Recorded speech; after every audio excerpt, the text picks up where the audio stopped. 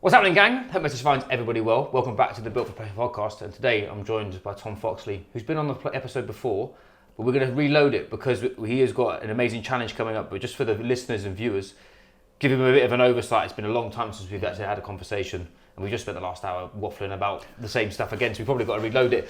Give you a bit of an oversight, who you are, what you do, why you do it, and we can go from there. Yeah, so I'm Tom Foxley. I help 6 and 7 figure business owners find who they're really meant to be, increase their capacity to do difficult things. And then the difficult challenge we've got coming up is the 110k ultra. And I'm mixing that in. I don't think I told you this. I'm mixing that in with trying to hit some powerlifting numbers and a sub 25k as well, all in the same month. I thought about to say, I thought you said in the same day. I was No. All right, here we fucking go, mate. This is fucking game on. That's massive. And guys and ladies and gentlemen who have listened to this podcast before know that operating in very similar spheres, very similar ethoses in relation to what the differences between just general performance and elite level performance. From what we discussed this offline was talking around actually exploring the understanding around expanding your capacity. I think that's the name of the game when it comes, especially when it comes down to sort of the physical piece of ultra marathons, and I can divulge in the reasons why I got into that for a while and still do a lot of running. But vice versa, I feel like it's quite a poignant point. Quite a lot of 6 or 7 figure business owners who are cruising at altitude, they're successful. A lot of them suddenly have the itch to do. I had a phone call literally yesterday from a friend of mine who's running a big boy company who was like, mate, right, we're doing MDS. Mm-hmm. And it's give us a bit of a, I think what we should start with is more, explain to the listeners a little bit about how you operate and what you sort of specialise in relation to the mental performance piece, because I would love to show and demonstrate the difference between, we talked about last time around, you just come back from the Perform X Expo and talking around mental health and the differences between mental health and actual mental performance. I think that's quite a big point, especially in corporate settings. We get this, that's the sort of well-being and mental health thing. I think a lot of it, again, you can challenge me on it, is more, a lot of the time that's not necessarily a mental health piece, because the understanding around what that actually is, it's more around the mental performance, mental capacity thing. Maybe we should start from that and then work our way through to sort of reasons behind your ultra. Yeah, so the way I create mental performance is by thinking about mental fitness. And I think about this as a mental fitness continuum. So you've got mental health in the middle, which is like an absence of illness, an absence of discomfort, an absence of pain and mental suffering, which is what we talk about the whole time. It's like mental health is what we're taught to talk about. And on the other side, you have mental illness, and that's kind of the -10 to 0 piece. But I'm all about, let's go from mental health to mental fitness. Let's build our capacities to do difficult things for 2 reasons. Number one, just being mediocre isn't what people who work with me and what I'm into. Average isn't quite what life is all about. And the other reason is because inevitably shit happens in life. You will have that awful day that you really didn't want to happen. And if you're just at 0 and that shit happens, you go down to -5 and your performance suffers, you mentally suffer. But if you're at 5, you go down to 0 and you've still got room to play with, so it acts like a buffer. But really we're thinking, can I increase my capacity to do difficult things by increasing the capacity of negative emotion, of challenge, of stress, of discomfort that my mind can handle without freaking out. So everything I do is all about, can I increase that capacity? Awesome. So from like I think you could go from a personal standpoint. We'll talk about this off air about changing your Instagram, being way more hyper specific, which is awesome. And now you're you were niche before, but now you're going niche and being very specific. From your own personal standpoint, from and expanding your capacity, what was the reasoning behind this particular ultra, and what was the carryovers in relation to the, because again, I think the ultra marathon running is a weird one, especially me personally. I'm built like a fridge door. Running up the Lake District was not normal, but vice versa. The reasoning behind my challenging my capacity was to explore the outer edges of what was the most uncomfortable thing possible. I'm a speed and power athlete. I'll fight anybody within reason, not anybody to be clear, but BJJ, rugby, I love MMA. Like that was I found that quite easy, just because I'm quite challenge orientated and conflict orientated from a physical standpoint. But then the ultra for me was exploring the inner edges of my inner world in relation to, we talked about not running with earphones. For me, it was a huge distraction. For you, is this purely just a case of you fancy the challenge, or is there anything that you're looking to sort of achieve more than just? I know I'm at my best when I'm pushing my limits. So I can think back to being in the Royal Marines, and I can think to just how much was extracted and how worn down I was, but how much I'd rebound from that in the days after an exercise, the weeks after an exercise. Like, you find that flow state and it carries over. You get this bleed over, and I know that I'm at my best when I'm doing difficult things. I know I'm at my best when I'm outdoors pushing myself, and thinking back to living in Canada with the ski mountaineering. I constantly, every weekend I had this thing of like, I'm going to push myself to my limits mentally, physically, and then bring that in to being in the UK now. It was just missing. It was like there's something, there's a quality of life missing, and that is that constant striving in physically. And I was just taking over physically. Business, I was pushing myself. Relationships, pushing myself. Having a daughter, 1 year old, pushing myself. Different ballgame. Pushing everything. Yeah, everything is pushing. But I was like, I'm actually letting this, not quite letting the standards slide, but I was no longer growing, no longer pushing. And that's what I was missing in this ultra. And then, it becomes similar to what you were talking about there. It's a chance to explore limitations. Furthest I've done before is 30 miler for the Royal Marines. That was with weight, very different at the end of a 2-week exercise. So you're so fatigued that actually the challenge is even completed because you've had 2 weeks of getting beasted, right? Yeah, and it's also the fact that you've worn holes in your skin where everything's rubbing. Yeah. It's like, that's a very different world. But like going into 110k is just go, right, we're just going to fucking hammer this. Yeah. That's what I'm very stoked to do. Mate, awesome. Now, I think, especially in a curious question that I think I'd love to hear how you question is a lot of highly driven individuals are very ambitious and they look to just do more. Mm-hmm. I feel with that you said with an ultra, you get to a point where it's like some people are doing it for more sake. You'll see people who are like, cool, I have to do. It has to be bigger, faster, harder. When does someone, let's pull that back again, because again, what you mentioned there was finding you were kind of plateaued in relation to you were performing at a good level. Yeah. Everything was simmering on a good place, but actually it's like, that's not what high performance is. High performance is actually how do you peak in some description and push to a new level of capacity. How would a founder, executive, or somebody who is running a business, what will they be feeling for them to sort of commit to actually making that choice? Because I find getting somebody to understand doing hard things to prove a point to yourself is very, very different to doing hard things to prove a point to somebody else. Mm-hmm. And I feel executives getting stuck in this realm of...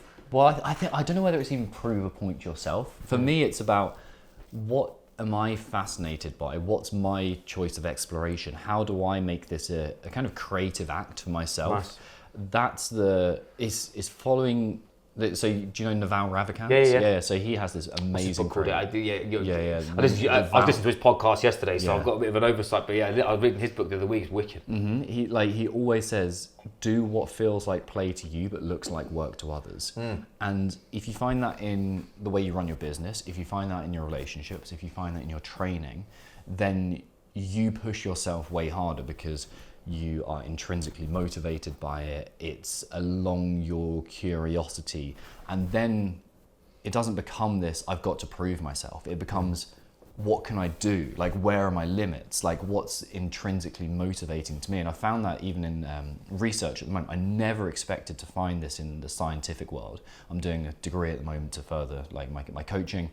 And I found that I love adventure. And that's why I love being outdoors and ski mountaineering in Pakistan and all that kind of thing.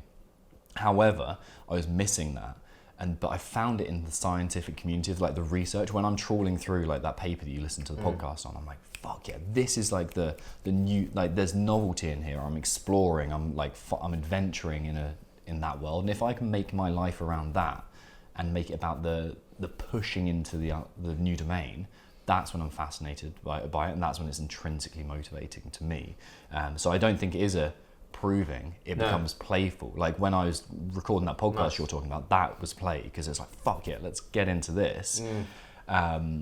Whereas if I'm just forcing myself to create a business that I should create, if I'm forcing myself to do marketing that I should be doing, so Joe Parrish, a friend of ours and a mentor, he's like, okay, what would this look like? It was fun, free and easy. He says that question. It's the same thing. Like, what is playful to you? And that's when you excel, when it becomes playful, not not a kind of have to. A force. Yeah. I think there's something that I've fallen into the trap of a long time before I started exploring more of the inner capacity and mental skill stuff. Was my whole rugby career was built around validation. I've got an external validation bias from when I was younger. So rugby was, because Gaffer was dictating whether I was playing or not. Everything was built around please. Even though I wanted to play, I played rugby because I loved it. I was a higher level tennis player than a rugby player, and I chose rugby because I couldn't keep my emotions at bay at tennis. I rode to Wimbledon. I lost in the games to road to Wimbledon purely because I couldn't handle my own behaviour, rather than like Roger Federer can just brush a point off. That fascinated, but I never knew how to do it. That's the thing, it's a skill, right? Back then, I just thought that was him.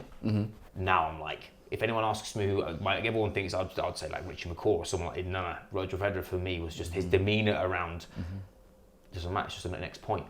I never understood that there was principles that are driven underneath that level of behaviour. And I was emotional, I was violent, I was good at leading because I was willing to bleed first.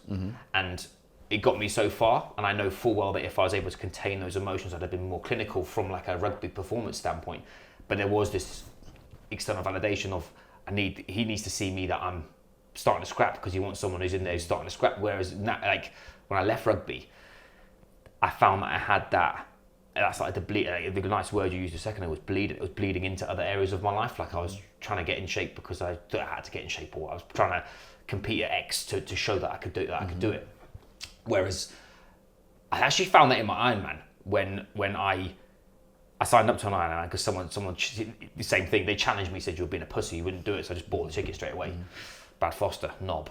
But then actually when I was training for it, I kind of had that epiphany of like, hang on a minute, I'm not going out here to win this.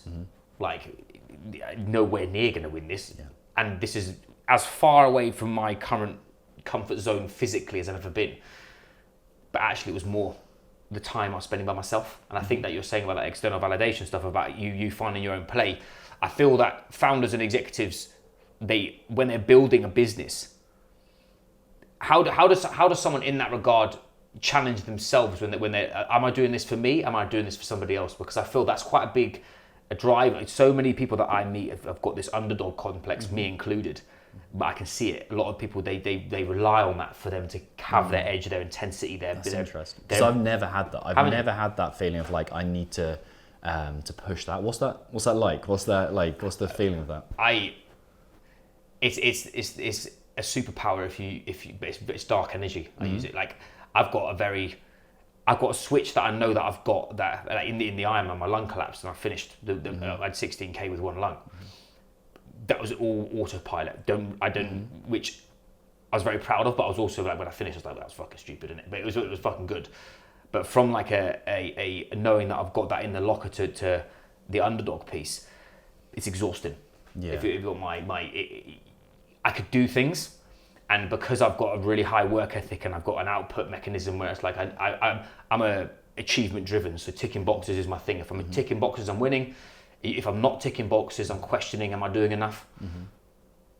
That intensity piece is something that I'm exploring currently, because I no longer have that, like I don't have to prove myself to anybody apart from my wife and my kid and my dog, because he just always wants to do his fucking run up the mountains. I've found that a weird position to be in, because sometimes you feel like you're losing, but actually, if you look at it from, again, I talk about metrics you can manage. Freedom.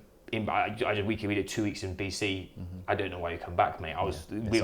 Me and Rach were sold, boss. I didn't. Rach was never sold to that. And Brad and Gemma said the same. We'll just move out there and build log cabins for a living. It was probably the first time where I'd actually gave myself the courage to do. I'm allowed to give myself a break, and everyone's and the world's not going to fall over. Where before, the last 4 years has been, I have to prove that I can do it. I'm worthy of being in this arena at this level, and with that carry on. Where now it's very much like, similar to you, I'm finding it a new feeling of just trying to explore, not really explore what I'm made of. It's more, what can we actually, what cool shit can I do now? It becomes playful. It becomes challenging. It becomes a creation creationary act, whatever the word Yeah, is. yeah. It becomes fun, playful. What you're talking about there's so common, right? So you've got this part of you that you've relied on for so long. If we were looking through a sub-personality lens, we'd say that's a protector or a manager. Yeah. It serves you so well. It's like this, I've got to push, there's something wrong, I'm the underdog, I've got to force myself to do things. And it creates so much success for us in so many different avenues. But there becomes a point where another sub-personality is trying to bring out, or trying to say, like, let me help, but they're like, fuck no, get back down. Yeah. And one of the frameworks that I use and the tools that I use that has the most benefit with people is viewing those. Actually, if rugby is really good for this, because you view them as different players on a rugby team, and I don't know what position back row, so back row, and what part, like, you know, that part of you that's like, I'm not fucking good enough. Would he be back row because he's just like pushing, like driving, But you wouldn't put him to play scrum half. You wouldn't put him at the back. It would just be the wrong toolkit. And similarly, psychologically, each one of these sub-personalities has a different skill. Now you've got one that's like, I've got to fucking push, I've got to push, I've got to push, I've got to do, and there's more that I'm not enough. And then you've got another part saying, mate, let's recover, let's recuperate, let's apply that intensity to being connected at home, to not feeling like we have to go somewhere else. And the fight between those parts is what creates the discomfort that means you have to go, that ultimately you end up going, okay, this is what we're going to do. But until you sort that internal argument out, there's the friction, there's the discomfort, there's the challenge that you're going to face for forever, essentially. Now I found that the best thing about it is that now I'm way more leveled, and like you said, it's now I've got more. We'll talk about Stephen Kotler's work, and I started learning more around like actually that push and recovery and all that kind of stuff. Since I was an athlete, I was always, because I was never really that genetically gifted. Like I was a sausage. I was either not big enough, not strong enough, not fast enough, not fit enough, not skillful enough. It was not tall enough to line out. I couldn't grow any more inches. All of my premise was around being good enough. But then as I got to an age where suddenly it's not just like, I think it's having a kid, mate, totally changed my whole perception around actually. I talk to a lot of people about, you want to be more connected at home and you want to be doing, I don't know, so like being a good dad. When you have to live it, it makes you massively question. I found it massively made me question a lot of my behaviour around my operations, my work. Because again, it's quite common in relation to 20% of your output creates 80% of your results or whatever. My association with high achieving was, if I wasn't working, I wasn't getting the fruits of my labour. Where actually in the game that we're in, it's about being more. It's again, I think it's probably quite cool because the poignant point of the paper you're mentioning yesterday about the mundanity of excellence. I think if I'd actually done that as an athlete when I was playing professionally, apart from when I had my fucking leg snapped and off, like take that away, that would have served me so much more than repeated effort.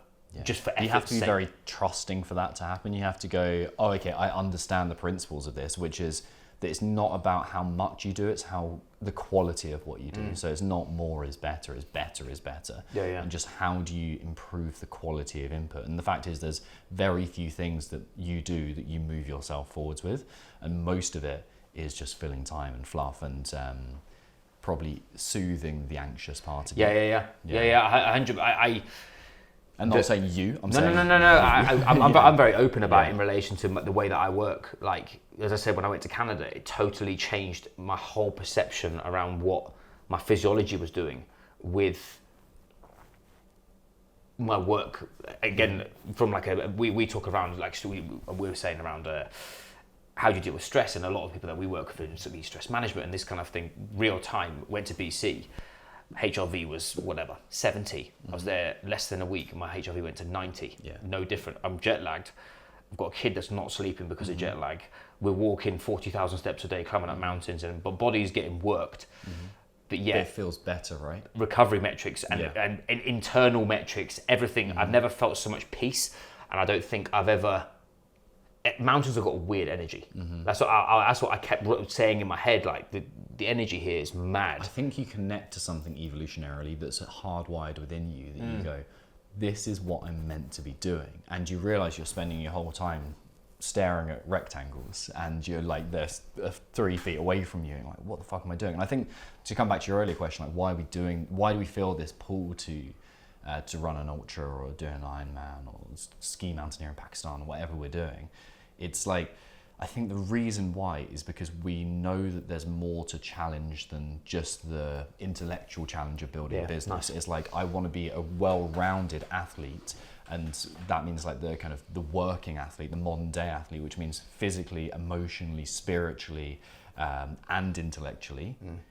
We want to be building all of those areas. And I think that's the pull, because actually work becomes comfortable.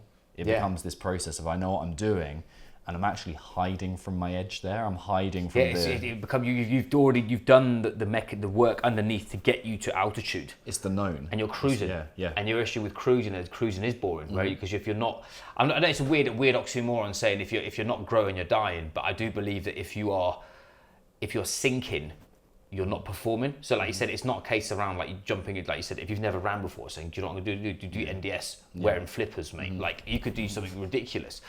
But I do feel, especially with the executives, I always think about like a Dan Martell and them people. He's doing Ironman and stuff. Not that he's the most successful man in the world, but just from someone who is. And that's probably where this stemmed for me, was the curiosity with dealing with these sorts of individuals, because those sort of people look like they're winning across the board. But it all stems down from their hardware, mate. If their health and energy aren't in check, nothing is. I know you mentioned on a podcast long ago about the physiology, the psychology, the philosophy, and that kind of thing. For you, what going a bit granular about their ultra stuff, what's the sort of biggest challenges for you heading into this? Accumulating time on my feet, that's a big one. Actually, the psychological thing that I struggle with that bleeds into the physical is seeing my zone 2 training as just banking that time there. And I've spent so much of my life ruthlessly pushing myself, like whether it was in Pakistan, where I can still feel the explosion in my lungs from the altitude and just pushing at 6,000 meters, or whether it's Royal Marines training, it's like constantly push, or even business, it's like that pushing. But then to go, I'm holding back and sitting in that zone 2, and just cruising, putting this one foot in front of the other. Like, you're probably the best person to advise me on what to do there. What would you be looking at? Like, how would you be approaching that challenge? The thing about ultras are, there's 3 key elements of it. 1, you got your general capacity, which like you're growing there. 2, you got like your physical robustness, more from arduous terrain, because most people train in comfortable environments. When you're running up a hill, mate, in the Lake District, we won't be running up most of those hills. You'll have to walk half of them. That's probably one of the big things that most people get wrong. Ego first off, is like, I'm going to run this, and you forget that you've got 7 of them, mate. And 7, and they are like this, but like I did some work. One of my friends, Chris Whipp, he's an ex-Apache helicopter pilot. He rang me he sent me a voice note the week before, and he said one thing in when I'm in helicopters is that when we're about to head into battle, I'm looking as deep into the horizon as possible to calm my nerves. When you're running up hills and you're blowing, if you're feeling like you're getting overwhelmed, whether it's fuel, whether it's because you naturally look right down. You look down and you start to hyper focus, and it's from like a sympathetic drive standpoint. You get more and more stressed. Whatever, like if you've lost fuel, again, it's very easy to feel sick. Like you've got the you may roll something, feet are sore, all that kind of stuff. But going back to thinking about it is like building a physical body where joints and ligaments and tendons are strong enough to be able to absorb force, change angle. And if you do, I've got this thing in my head. This is quite anecdotal, but you know when you're running and you hit a pothole, you got some people that for some reason they roll their ankle and they're just shot on the floor and they're dead, and you've got other people that just get on with it. There's a strong correlation with how stable they are, physically stable, not mentally stable, to training unilateral movements heavy and all that kind of thing. But also a big one that most people don't train is their gut. That's probably, if you ask me what like the secret sauce is for an ultramarathon, it's like literally a very long hike with a picnic that's moving very fast. You've got to eat so much food to fuel it, because most people think this kind of thing is like an emotional. The hardest thing you're going to have is between your ears. If you've already shaken hands with it, it's going to be really tough, and you, like you said, this is fun. You're exploring a capacity of yours. Actually, it's not. You're down to the granular physiological processes that are going to help with that. And one of them is, like, I remember running, because we've done the same ultra. I got to station 3. Actually, Sam behind the camera. Sam was the one filming me. He did the documentary. Station 3, and I hate Coca-Cola. Coca-Cola's not for it being Coca-Cola. Yeah. The taste of it, it's just not. I've never enjoyed Coca-Cola. And I used to be the only person in my school in my year that didn't like Coca-Cola but like Brussels sprouts, mate. It was one of those weird ones, isn't it?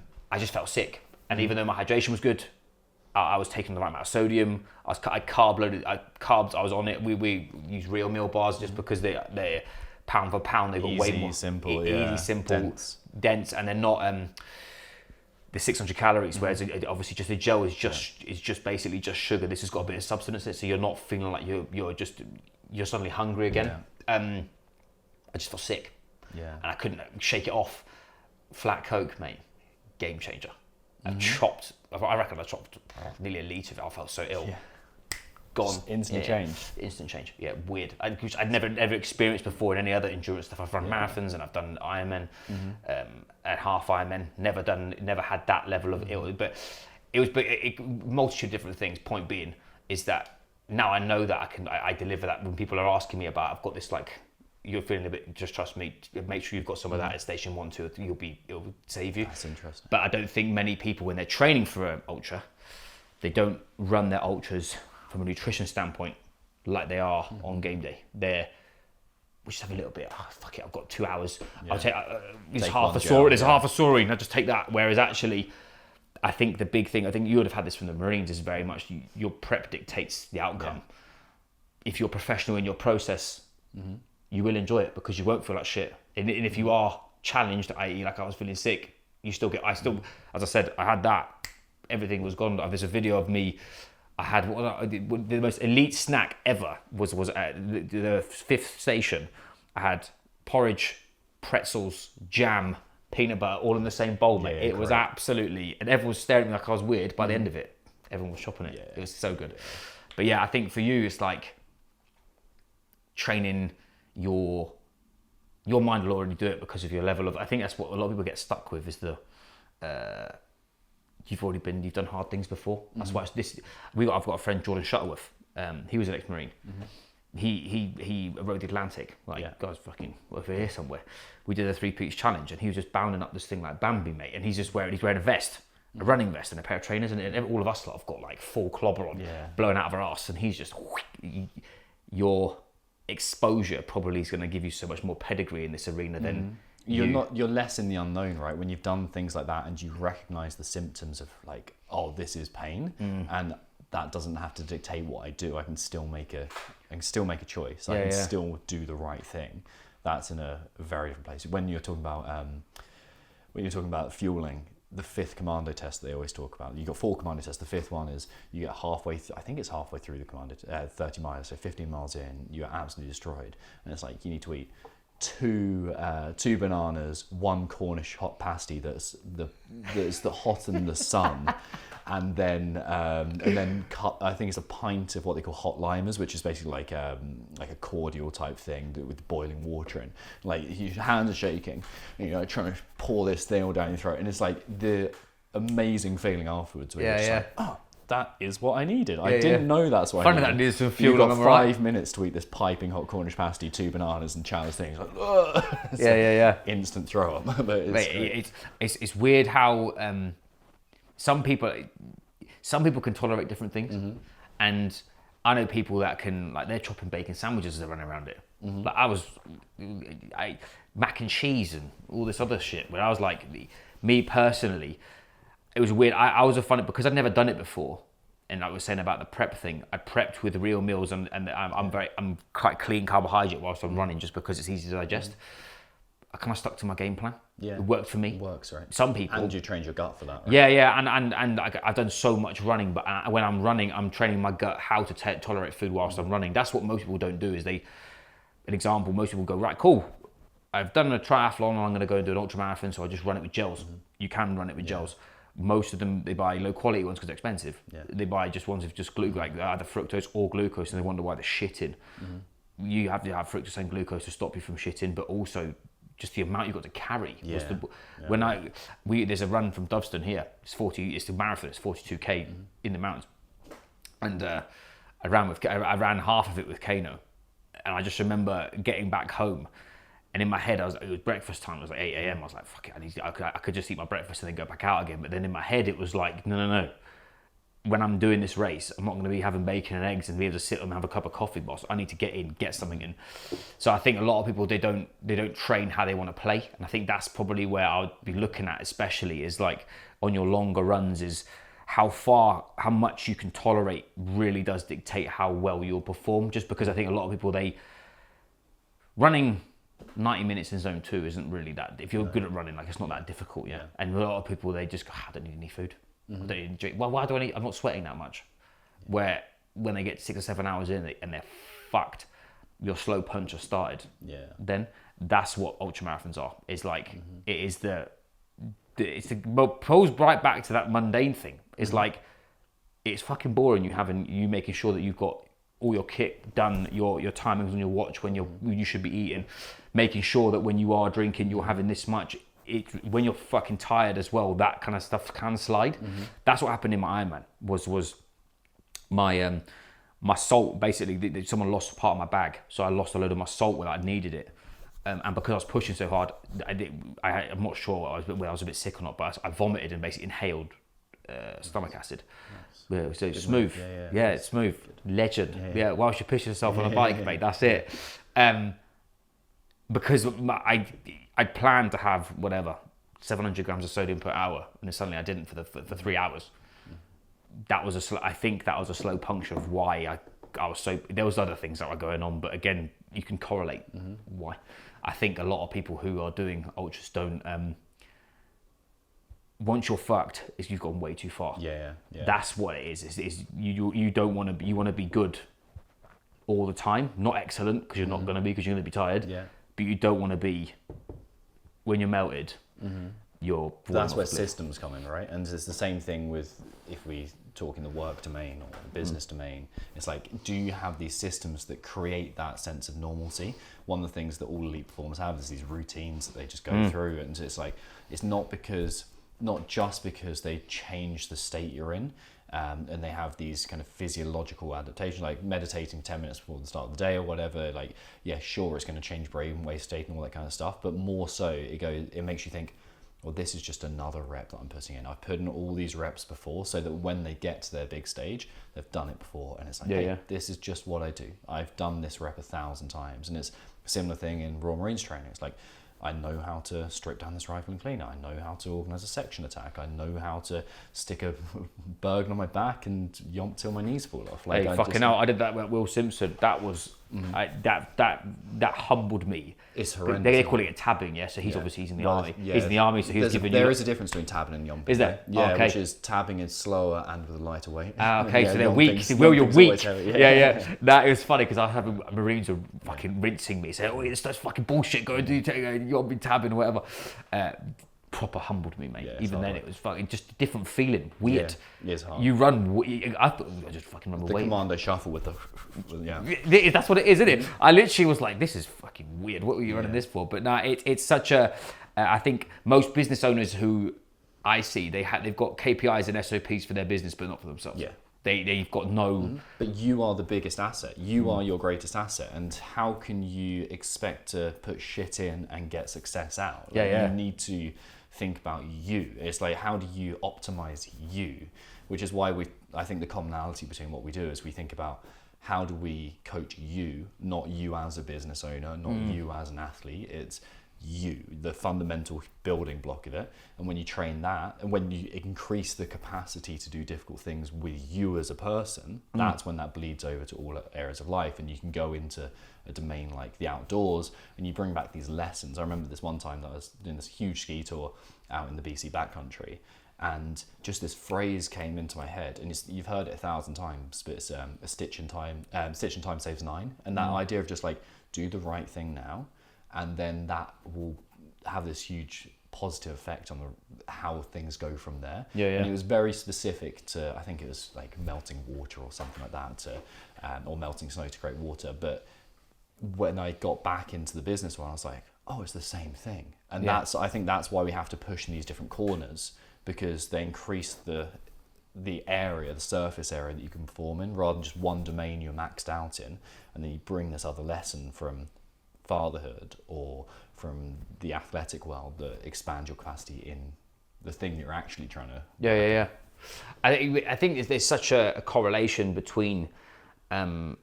We'll talk about this off there about me becoming more self-aware. Someone who specializes in this area. I think what we're talking around now is okay, cool. We've got like the physical principles of expanding your capacity, and yes, doing hard things, and particularly in your situation, going for ultras. But hard things for some people are different for others, and stretching yourself to a point where it's not impossible, but just enough. But also excited to see where you can get to is a massive part of it.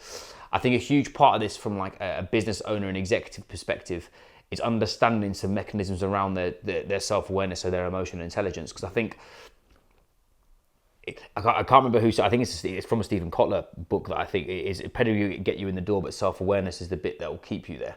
Like, give us a bit of an oversight on how you coach somebody, or someone comes to you who clearly is not very aware of, especially emotions are from, if I'm looking at it from a stress and physiology standpoint, it's a physiological signal for something dependent. But yeah, when we go past the physiology and go into sort of the mental performance piece, how does someone understand their own emotional intelligence, and actually how can they train that? Because I think that's I think this is what I a gripe of mine that I have again. I massively respect you for the mental performance bit, because you're not just giving me like buzzwords you find on LinkedIn, or like these are the 9 steps for fucking this shit. This is like no, actually you're feeling this because of this, and this is the reason, this is your solution. That's real mental performance coaching, not like, I think like you again, it's probably, you'll see it all the time, people just fucking blasting shit trying to get likes or whatever. How does someone actually understand their compass from emotional intelligence standpoint and self-awareness, and what could they do if they're now listening going, what the fuck are you on about?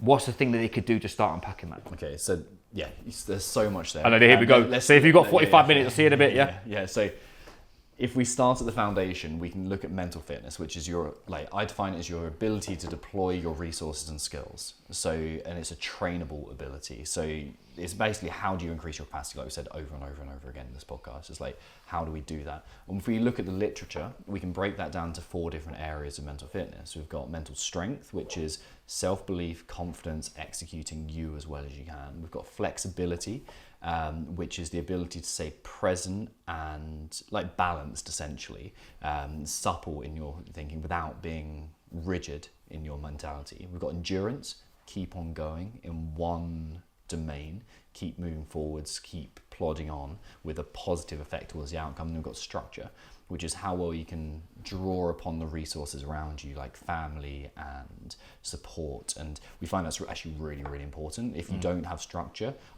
when I'm considering working with someone, I look through their scores, and if they've got very, very low support and structure score, I just don't work with them, because they've got more important things to focus on that I can't help with. I can't find them connection. I can't find them friendship. I can't find them a wife. Those are massive underrated drivers of performance, and I think that's a wicked point to take, because I'm sure you'll have this. Is somebody will come to you with a surface level problem where actually the foundations of this is what you're saying, is they haven't got the foundation to leap off. Where realistically, because what you're going to do from a mental performance standpoint is you're going to mind fuck the shit out of them on purpose to challenge their previous beliefs so they can evolve, grow, perform. But if they haven't got social connection, relationship, look at Maslow's love, support, it's like hierarchy. Like this is really foundational stuff. And then if we talk about like the emotional intelligence, well, that affects 3 areas really. The flexibility piece is partially, but the strength and endurance, your ability to keep on going, your self-belief, that's when we look at emotional intelligence. And I break down emotions into 5 primary categories. And just like colours, we have more than 3 primary colours, and we have more than 5 primary emotions, but it's a blend of these primary ones, and like different combinations and intensities make the others. And the skill that everyone has to master is being able to go, I'm feeling this. That's it. It's just emotional literacy before intelligence. You've got to be able to go, this is what I'm feeling, before now I know what to do with it. So the emotions, big 5, fear is obviously, we know what that feels like, and each one has a different physiological signature to it. So fear for me will map in my stomach. Anger, for me, it maps in the back of my neck and my shoulders. Sadness, obviously, like for me, that's like a kind of heaviness in my face and a tightness in my throat. Then we have, it's technically called sexual creativity, but it means the desire to create. And we're going to go down somewhere else different. It can be sexual as well. It's linked to that, but it's more like the desire to create. And then we have joy. And all other emotions are a combination of those. So the first step I take people through is, how does that map physiologically? And I get them to stop multiple times throughout the day and go, okay, what am I feeling? It's got to be one of those big five or two of those big five emotions. From there, we start to go, well, what is it telling you? What's the emotional mind telling you? And that's when we go, okay, fear is telling me to pay attention to something. It's saying, hey, Tom, fucking pay attention to this. And it's there evolutionarily for a reason. We would have got, our emotions would have disappeared millennia ago if they weren't serving us. But now we have this rational thing, this prefrontal cortex driven brain that says, right, fucking do this. This is the planning. This is the logical thing. This is the systemized approach. And that kind of muddies up the water of the emotional state, whereas our emotions will pick things up far before our rational mind catches up. Our emotions make the decision, then the rational mind goes, oh, this is why we're doing it, thinking they're in control. It's like the president and the press secretary type analogy, where the president's actually making decisions and the press secretary is going like, oh, this fucking looks good to the society. So we develop emotional literacy, what am I feeling? And then ask the emotion, which is a weird step to do, but it works, of going, what are you trying to tell me? Like fear is saying, pay attention to this. Anger is saying, you need to set some boundaries. And if we find that we don't allow people to express an emotion, for example, anger wasn't well tolerated in my family as a kid. It was just like, it wasn't like, you can't feel angry, but more, hey, anger's stupid. We don't need to feel this way because it's not helpful. What's the point? What's the point? But actually, anger was really fucking useful. And if as a kid I'd had it, I wouldn't have been bullied a lot because I would have been able to deploy it and it would have stopped that thing happening.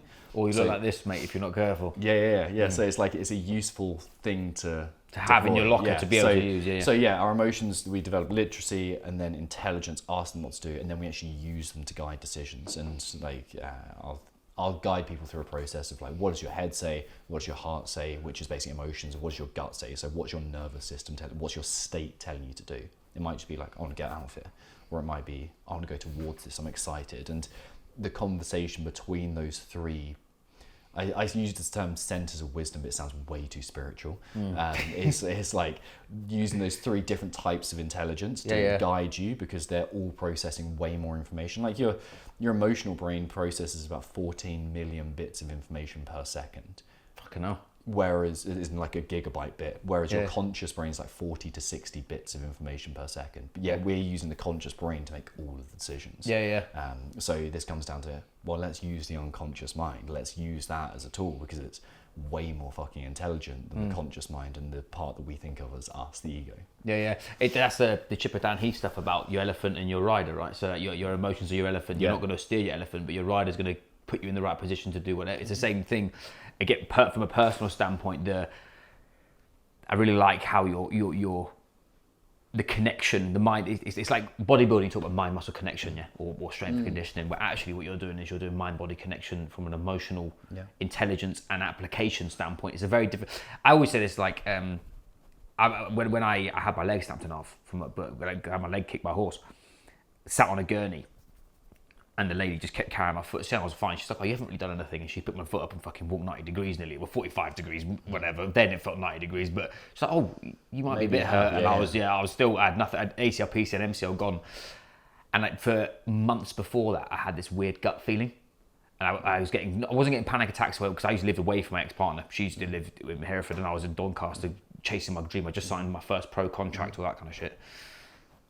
That listening to my physiology would have changed my life. Not, I don't wish for anything, but that was the best thing that happened to me, ironically, apart from marrying my wife and having a kid. But from like a life event, that totally flipped how I operated myself. I feel so many people are willing to stay in a bit of uncertainty and suffering because it's easy and it's known, compared to exploring what comfort and stability in where it actually is, but also like the ramifications of actually, hang on a minute, I have got this weird gut feeling. The next step is like, what is it? Most people are like, nah, don't it, fucking leave it alone. Let it fester, let it get bigger. And that's what happens, I feel, a lot of the time in our spaces, is most of the time someone's coming to you because we keep using the word bleeding, but I think it's a good term. They're coming to you bleeding, not literally, but metaphorically, where this could have been this could have been stopped so much a long time ago, purely on the basis of people actually taking a step back, zoom out. We talk about Joe again. Joe used the analogy with me of like, so you got to step off the dance floor, move onto the balcony with your performance, because you can look at the bigger picture. Most people don't do that. They go more, attack, until it gets to that point where it's like my gut's saying something, my brain's saying this, and I'm feeling like shit, and this all. People disassociate the sort of neurochemistry and the sort of the evolutionary part of what, like you mentioned about fear. Like, that's literally to stop you get eaten by a saber-toothed tiger, not to deal with some wanker texting you about your Uber at 11 p.m. because you haven't got back from work. Like, it's like a weird paradox from like a standpoint of people who are then what should they give them a bit of granular. Okay, cool. We've got these 5 key principles. What would they be feeling right now, and how would they actually go? The next example, I use a lot of like, I've started doing a lot more after action review. It's a big, like, it's obviously more SWAT. That's like a SWAT team framework, but I never used to do that. Yeah. I used to be like, rugby was like, I'm going to do more today. What's that? The special forces style? Yeah. What went well? What didn't go well? Yeah. The sort of the 4 grids, and you pick out what went well, what you need to learn from. Yeah. What went well? What didn't go so well? What are the lessons from it? What are your actions the next day? I use that on a daily framework. A weekly framework, I'm talking more around challenges, wins. What boundaries did I keep? What boundaries did I not keep? What do I need to work on next week? What I use power plays in my days. What are the things that push my days? But I found that really helped me. In your practice, what's something that you give? If an example, someone comes to you and they're struggling not across the boards quite a lot, on something along those lines. What's like an actionable step someone could go, okay, cool, there's something that I need to pull the fucking trigger here, but I'm just not. Yeah, so what could they... One of the things that I like to do is simply forecast yourself into your future state of being a 80, 90-year-old on your deathbed, and ask that version of you what you should be doing. How would they live your life that day? Because that's not accessing the 90-year-old version, that's accessing the wiser version of you. It's like, what do you really think? And quite often it will say the thing that you know is true, but you don't want to admit, which is, hey, just spend some time with your kid. Like, actually nourish that relationship. Or there's this one task that you're putting off over and over and over again that you need to do. So that's a little frame. Like, most people at some point, I do that momentum more like you're going to die at some point. What's the version of you that's about to die? Thinking about how you're acting now and how they change that differently. And I find that gives a bit of urgency mixed with the appreciation of now. It's like you very rarely get that version of you just going, oh, fuck off your family, don't speak to them, and just do and lock yourself in the office. It's more of a let's do both. And it's a better version of you that answers. I think it's one of those things is with that. I think a lot of people, they don't, unless they've gone through some form of suffering, or they've seen the dark side of life of someone losing somebody, or being like, you've been in the army, in the Marines, where your life is a challenge. If you're deployed, mate, it's like, it doesn't matter how all your SOPs and all that kind of shit. If shit gets real, it's real, yeah. Unless you've been in that environment, you'll never understand it. But the same thing, if most people who are working corporate jobs, because they are their job, they don't know who they are. I'm a fucking whatever, business owner of X. I'm a banker of this. They identify as the thing they are, rather than, if I took everything away from you, what would you be?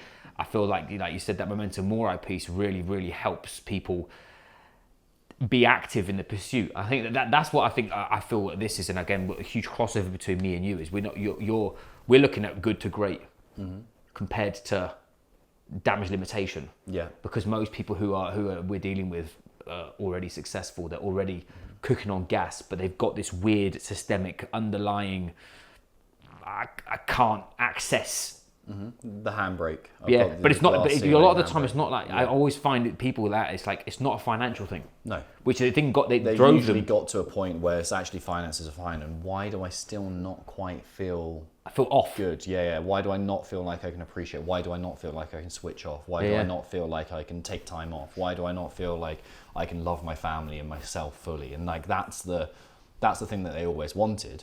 They just been telling themselves that it was the business for ages. And it's a tangible game, right? Yeah, It's I can see the metrics move, and then you like get there and like you're sitting there in your nice house with your nice watch, and you're like got your great family around you, and like I still don't feel there. I don't. Yeah. Yeah, it's such a. It really, really. That's always been a question that I have. I said it because I'm writing I do my after action review. I just journal generally because it really helps me.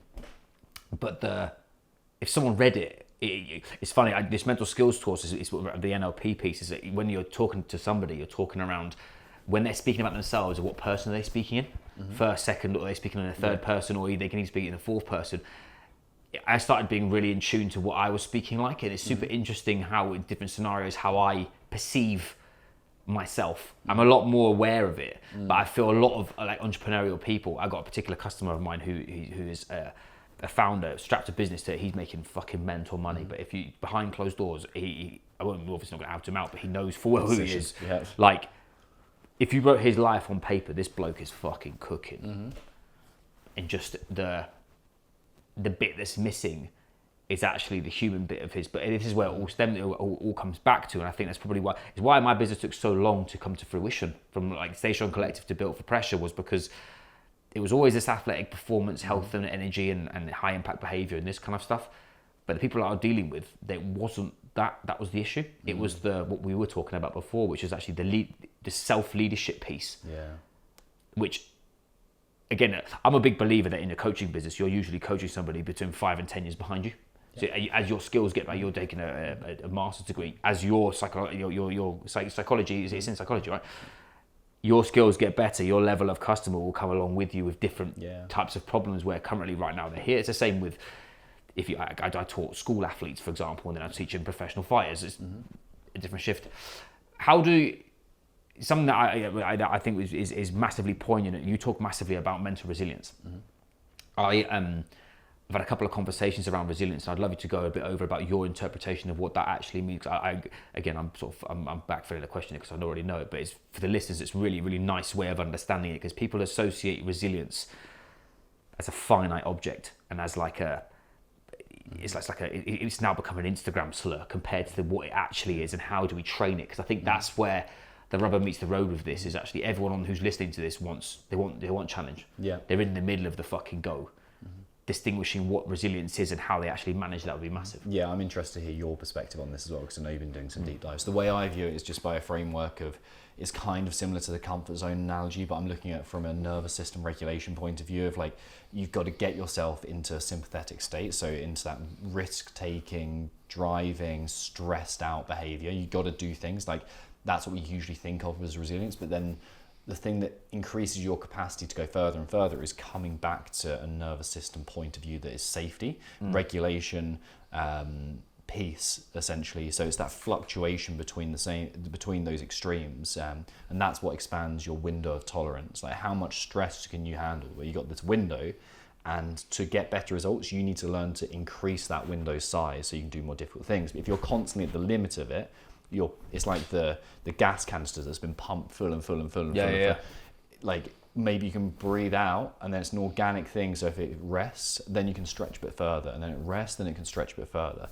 And it's that kind of thing that I'm talking about when I'm talking about resilience with people. So they're usually doing a great job of pushing themselves. They're usually doing a great job of getting to the point where their system is stressed, their mind is stressed, but they're not doing a good job of coming back and finding a peace. Yes. What are your thoughts on that? So I'm a big resilience is acute. It's situational. Yeah.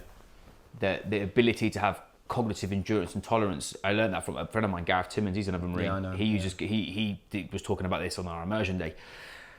But the resilience is usually the ability for you to actually meet the demand of challenge or whatever pressure you're under.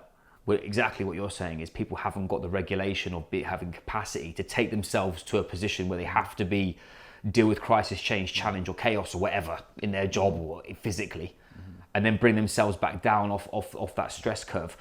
I'm a big understanding of, like you said, from that the fluctuations and peaks and flows of it. I think a lot of people associate it's like a one gear. Yeah. It has to be resilient.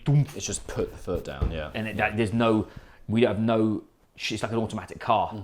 Depending on terrain, speed, whether you're at Nuremberg or whatever that in Europe that rapid motorway, not going up the M5 at 200 miles an hour, but the same principle of like if there is something I can deal with it and then move. I feel it's. Then you've got the central nervous system piece, which is like how you said about sympathetic drive and becoming hyper focused. You sink to the levels of your training in that scenario. I think you would have done this physically in the Marines, where your battle prep is battle situational, because then if you were to ever get involved into it, it's not really that weird. Have it with I'm a big believer of like, that's the reason why I love ultras, mate. It's because mountain doesn't give a fuck about what you feel like, and it also doesn't care about what the weather's like. It's just there.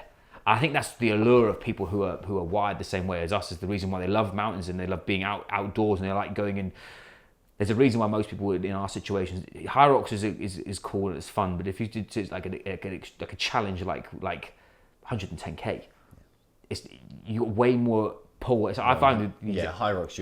I love them because they're accessible. They're great. They're a great way for people to push themselves. My wife just did one after coming back from having a kid and all that. Cause they're amazing, but I think it's also very safe. Yeah, especially if you've trained at a certain level. Yeah. Like someone says to me, we'll do an hour of exercise. I'm like, yeah, I fucking love that. Yeah. Like, will I be the best? No, but I wasn't the best. I've never been the best. I've been good, or I've been fucking good, but I'm not going to be chasing 51 minutes and I've got a high rocks tattoo across here and everyone's telling me like none of that shit. So the point with it is like, resilience is a trained muscle. Mental toughness and fortitude is something that I think people they disassociate that as probably a bigger lever than being resilient, because I think resilient, you can, in the moment, if you've got some form of pedigree in relation to your physical capacity as well as what you've seen before. Yeah.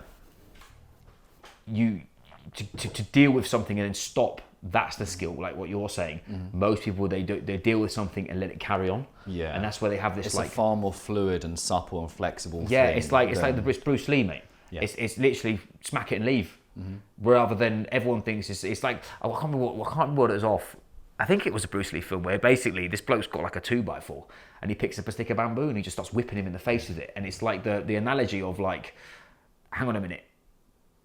You can be hyper specific, deal with the issue, execute the thing, beat the thing, fight the thing, whatever it is, and then stop and then be a different version, a calm, ready version of you.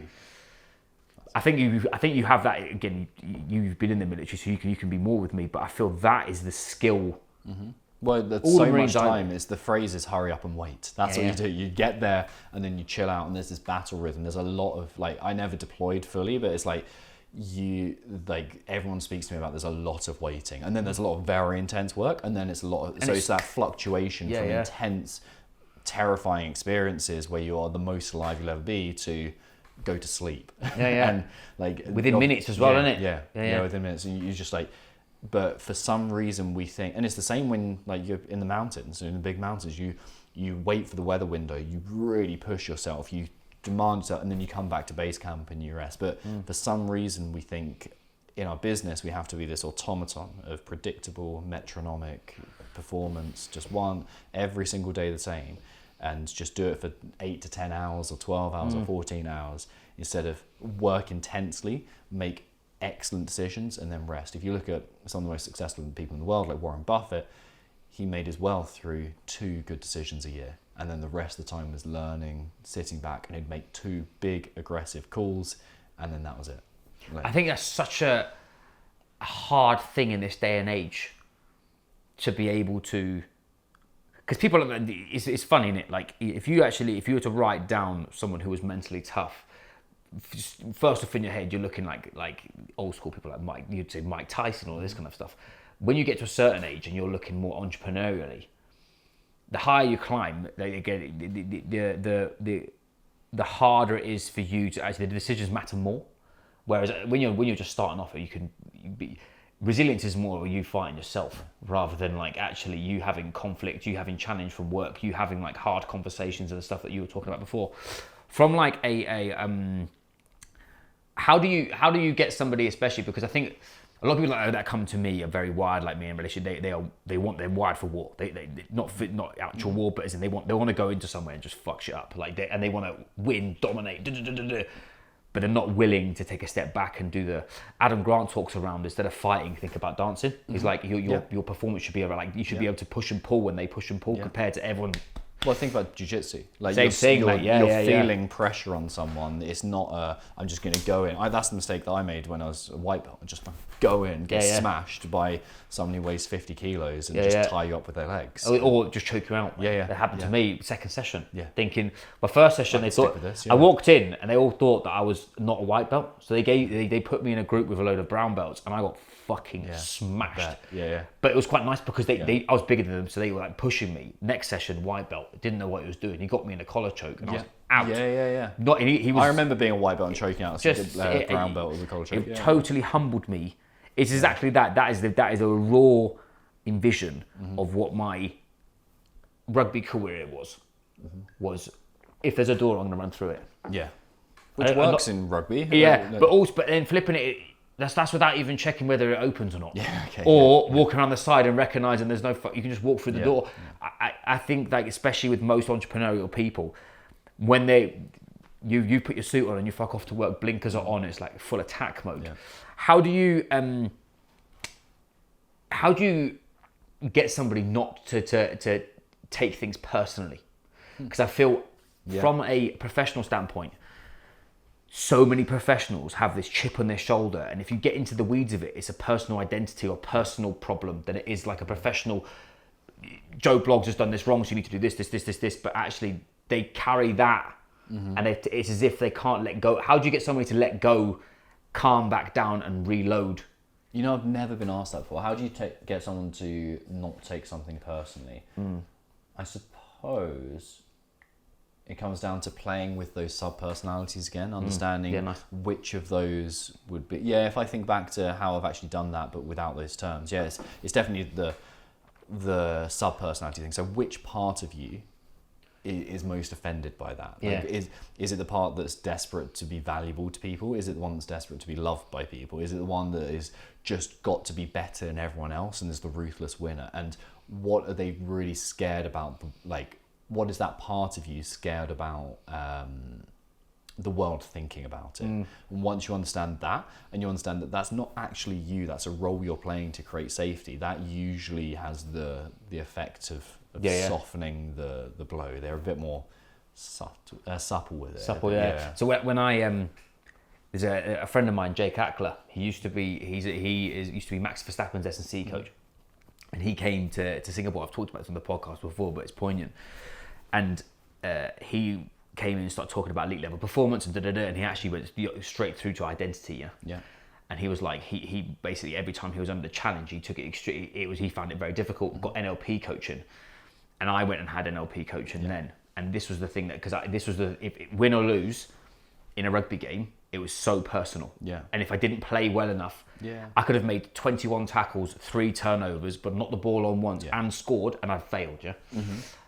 Jay literally pulled me apart from like you say that you're a rugby player, but the reason why you're a rugby player is because you're trying to prove to everybody that you're valuable enough and good enough to do something rather than doing it for you. I sat on this call like I was fucking naked. Like I wasn't naked to be clear, but like I sat there like, what the fuck? Like, but I am a rugby player. Whereas through years of now doing NLP and going way more around, like you're talking like then about like a facade of putting a facade on to meet the demand of a current room. You see so many entrepreneurial people that look great all over social media, but you get them in a room by themselves, you'll have it. You turn the tap on, mate, they're fucking going all over, they're crying their eyes out and struggling, and actually because they see vulnerability as a weakness, because that vulnerability is the bit that's going to set them free and give them an opportunity to realise they're human. Well, there's a reframing of vulnerability, which I love, which isn't a weakness, but it's saying what you know to be true, but that scares you to say. Yeah. And that's how I try and have every conversation with a coaching client. And it's how, like, when they're leading teams, for example, it starts with that vulnerable thing. It's like, can you just say what you know to be true, but you're scared to say?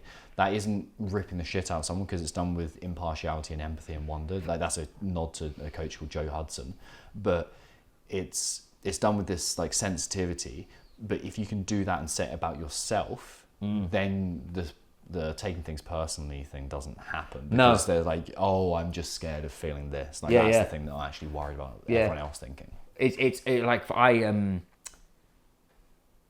I found that most people, it all comes down to that self-awareness piece. And I think, like you said, from like when we're looking at it to become more mentally tough and to be more resilient and actually being more elastic, is quite a nice term for it, is being more adaptive. People recognise that being mentally tough and resilient is situational, and I think that is probably a massive piece of the puzzle when it comes down to, again, we've talked around expanding capacity. What the obviously we've talked around sort of the physical piece of your ultra. I have this thing in my head, like when you set yourself a challenge, I'm just curious about your take on it, is when you set yourself a challenge, are you very much enjoying what's in front of you on a day-to-day basis, or are you looking for, when you get there, the completion of it? Because I found that's been quite a big paradox in my performance. Yeah, I find the thing that I used to do the whole time was look to the end goal and constantly use that as my driver. So for a long time, I thought of that moment that I put a green beret over Royal Marines on my head, and it would be like, oh my God, I'm commando trained. I've done this amazing thing. And I remember I've given that green beret, put it on my head, and I was like, oh fuck, I'm just the same man in different hats. Like, that's it. I'm just, just like, I've done all of that. I expected to feel different, but I'm still stuck with the feeling of like, oh, it's me in here still. And I'm the one that needs to be worked on. Solving external problems, wearing a different hat, getting an income that's different, won't solve the feeling internally, despite you always falling into the same thing. So what I love to do is, and this I think bleeds into the identity piece as well, is set that end goal. It's exciting, obsess over the process. So I now have this ultra thing, but for me it's just, can I execute this week exceptionally well? Can I practice skills in this? So I basically live my life in a few different domains, and in each one I have one specific skill that I'm trying to develop. So when I'm coaching, I'm trying to listen beneath the thing that they're saying. The thing that that's what I'm obsessed on. Like, what's the thing that you're not saying that you are saying at the same time? So I'm listening beneath. That's what I'm working on right now. And that's a constant one that I just think every time I'm coaching, I'm like, oh, I'll just come back to that, because it's the one that gives me the most bang for the buck. In training, it's like, can I execute this well, and can I just maintain that ability not to feel the need to watch my pace rise on my watch, but just to stick in that exact heart rate zone of like seeing that heart rate monitor just at the right thing. Relationships, it's having those kind of particular goals. So it becomes about obsession over the process rather than just looking to the outcome, whilst using it as a kind of, oh, this is where I want to go. Like you feel that attachment, don't you, to those goals? Sometimes a goal calls to you, and it's this is what I'm supposed to be doing. So it's almost like casting a line with fishing. You throw it out, you wait, and then you put the process in. You do the right things. Yeah, it's from lived experience. I had this when I played pro. I finished playing pro and I wasn't happy, and how many times do you see rugby players who continue doing? I work with loads of. I've got clients of mine who are like play big dog rugby, or they've been, or I know them personally, and just like that, if you actually wrote down on paper when they're a kid what they achieved, it's fucking mental. Yeah. But then I met so many people that have played, like rugby league players and stuff, who have played super high level, 100 games for countries and all this other shit, and they're literally like, it wasn't good enough. It's that the success is a feeling, but it was the rugby piece. I never looked at it what I came from. Like, I came back from an injury that they said I shouldn't have walked properly again, let alone, which I totally disregarded that. I was like, that's fucking shit. Well, that's 10 months. Decision, boom, we're back playing. But I've had this through multiple things in my life where I've got to where I said, like near the forbidden land, but the bit you're like, I never thought I'd fucking get there. I've literally stood there, metaphorically and physically, and gone, this is not as exciting as I thought it was going to be, or so unfulfilling. Or you have it with business owners. You whatever month you're hitting, it's about to say the same. Yeah. Next, you know what I'm gonna do? I'm gonna double it. Yeah. And my first year of business, we grew like 300% in my first year because I was earning shit money when I first came out from Singapore, and we built everything up. Hit that, and I was the most unfulfilled I've been in my business for 2 weeks. I was like a little pussy. I was just like flaccid. Where it was like, I think you have to experience that for you to understand that. But I also feel like, I think something that I'm learning from you is like actually how to embody that level of process and having that calmness of, I'm happy where I am right now. I think that's quite a big thing. I think it's happy where I am right now because I'm leaning in the right direction. Yeah. It's this directional thing. Yeah, it's all this is going on. I'm just putting one foot in front of the other in this direction. In a way that I'm proud of, because adherence to your values becomes more important than the goals and the execution and the success of them. How do you, again, I'm being curious here because I think that's something that is, I was about to fucking close, but I'm not because I'm going to steal your brain. Values is a weird one. Where I've learned values is like Dr. John DeMartini stuff, because I give that to, because I used it personally, because it helped me. What, how in relation to how you coach, I think that's something that'd be pretty cool to sort of finish on, is you value excellence, performance, growth, but you also value the human side of your performance and recognizing that you're not just a fucking robot and that you have got other. How did you understand your values, and then vice versa with people that you work with? Is there a particular way where you measure their outcomes against their values, or is it a case of like they choose and you go, or do you explore that and then build their goals towards?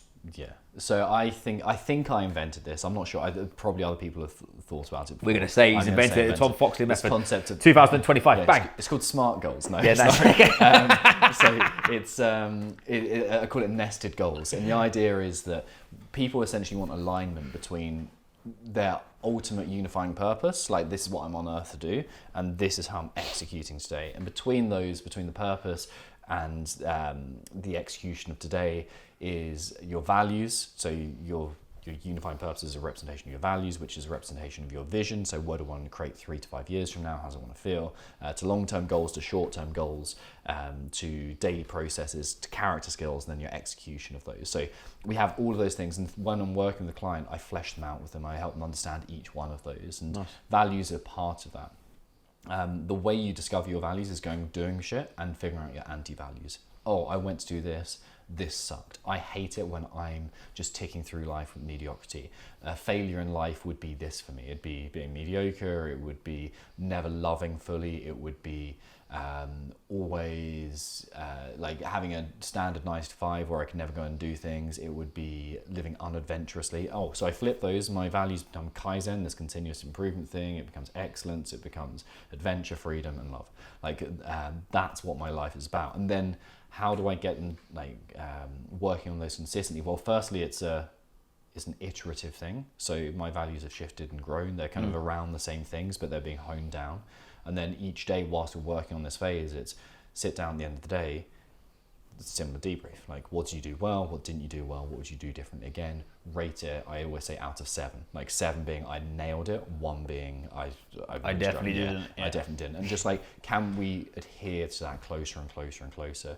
And then when you populate in the other things like long-term goals and vision and the unifying purpose, I'm here to do this so that other people can, or I'm here to give this to the world, or such and such. Then you create what's called alignment between it. You know, when people say I'm feeling misaligned, not quite feeling authentic, that's because parts of those aren't populated, like they don't have the key pieces, or they're misaligned. I'm chasing my dad's vision of success, even though it's completely against my internal values, or I'm doing this on a day-to-day basis, even though I want to get here, and it's completely misaligned. So the process is just shifting those things into alignment and letting it be a somewhat fluid substance as we go. Yeah, mega. Well, I'll pick your brains after, but no, I really appreciate it. We're going for an hour and 20 minutes. I'd love to get you on again, man. There's so much we could fucking do here. There's, like you said, the rabbit holes you can go down. I think the main part of this, from my standpoint, is like you said, showing people there's more to the game than just doing something challenging, but actually how do you grow with it? How does your mind grow with it? And how does your body do with it? And actually how you can fit that in with your business. Where can people find you? Where could be? Well, obviously we've got new Instagram. We've got to plug that one. Vice versa. If there's anything else you'd like people to sort of either do, challenge themselves to look at, or if you have any pieces of the puzzle that they could actually take away, happy if you just obviously just let them know. Yeah, so I think you can frame all this by mental fitness is just a sets and reps game. All you're doing is myelinating new networks in your brain, and you just put the reps in and you will change. It's no different from physiology. You've just got to understand what the sets are, understand what the reps are, and you can create change. Where you can find out about me is this where I look down the camera lens and say, look down the sexy camera. It's going to find your eyes, mate. There you were. Straight down. Is new Instagram page, tomfoxley.coach, Foxley. And my website, tomfoxley.me is my website. And you can find my podcast as well, the Freedom Project podcast. Yes, strongly recommend. My team inside the Built for Pressure crew, I've had that this morning, so they'll be listening to that right now before this comes out. And I thank you very much, man. Massively appreciate you. Like I said, I'm on a bit of a mission of getting people along, doing this kind of thing with who I not only respect, but I appreciate are on a bigger mission and who are doing good for our industry, because I feel we're in a bit of a weird scenario in relation to our industry from like a performance standpoint and from just a coaching standpoint. So no, I really appreciate your time, mate. Thank you very much for coming. Pleasure. Really enjoyed it.